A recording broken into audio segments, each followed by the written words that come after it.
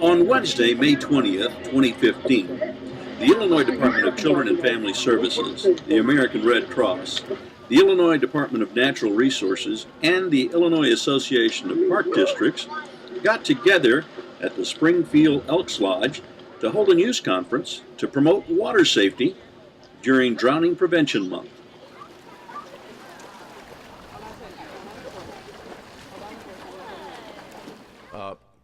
I was born in a little place in New Jersey called Wildwood. It was a beach destination. It was where folks came every summer. And you know, one of the things that I really remember about my childhood is how much I loved the water and how much my family and my parents taught me to respect the water. I learned to swim at an early age. And you know, every summer, despite lifeguards, virtually every year, someone lost their life, someone drowned. And in too many cases, it was a child. Drowning ranks 5th among the leading causes of unintentional injury and death in the United States.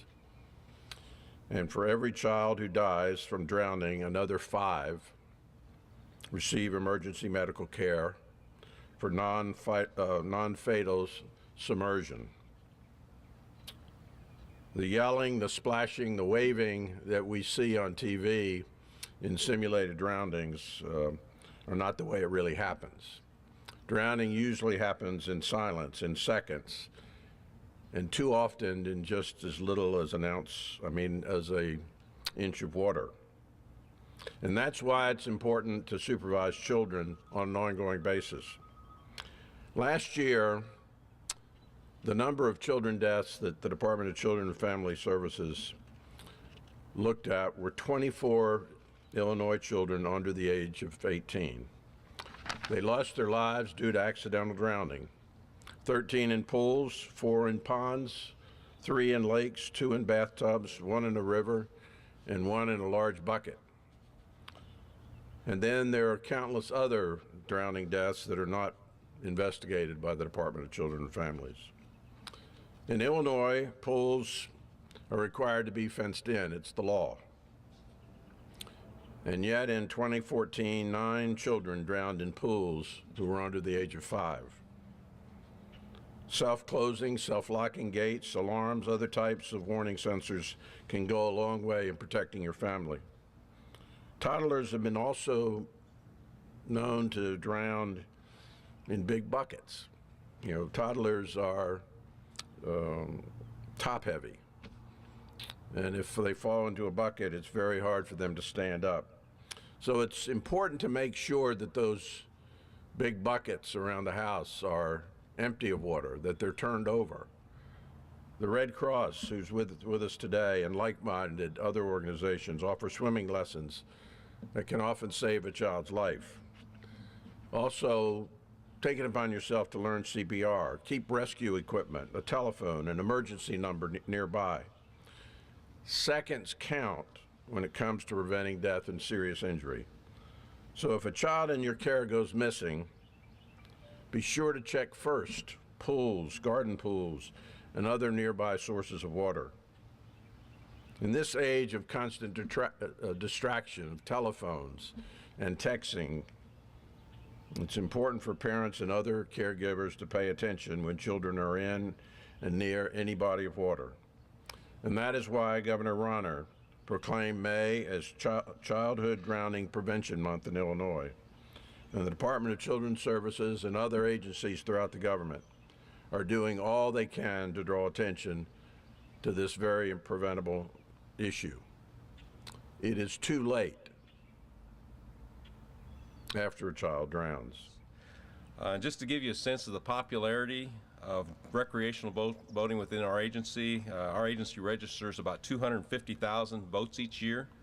There are a lot of people enjoying the outdoors on bass boats, john boats, ski boats, pontoon boats, canoes, kayaks, and the best way for parents to keep their children safe is to be sure they're wearing properly fitted life jackets. And if parents wear theirs, it's a good example for the kids to wear theirs also, so I think that's also important. Good morning. One of the core responsibilities of the Illinois Conservation Police is to patrol and provide public safety to those recreating our state waterways. Illinois Conservation Police are among the first emergency responders at the scene of drownings and boating accidents. Our officers witness firsthand the grief that comes along with losing a loved one to an accident. If you've ever witnessed one of these accidents or been involved in an investigation of one of these accidents, you know that there is nothing that you can do to provide comfort to those families at the time. Part of the solution to educating is to educating the people about the importance of personal flotation devices, better known as life jackets. Please help us make this the safest summer on record in Illinois. Thank you. I just wanted to add that a National Red Cross survey recently found that nearly all parents, 94%, expect their children to participate in water activities this summer. However, nearly 2/3 of those same parents, when asked, don't believe their children, ages 4 to 17, have the 5 basic swimming skills. More than 1/3 of those same parents expect their children and teens to swim at a place this summer without a lifeguard.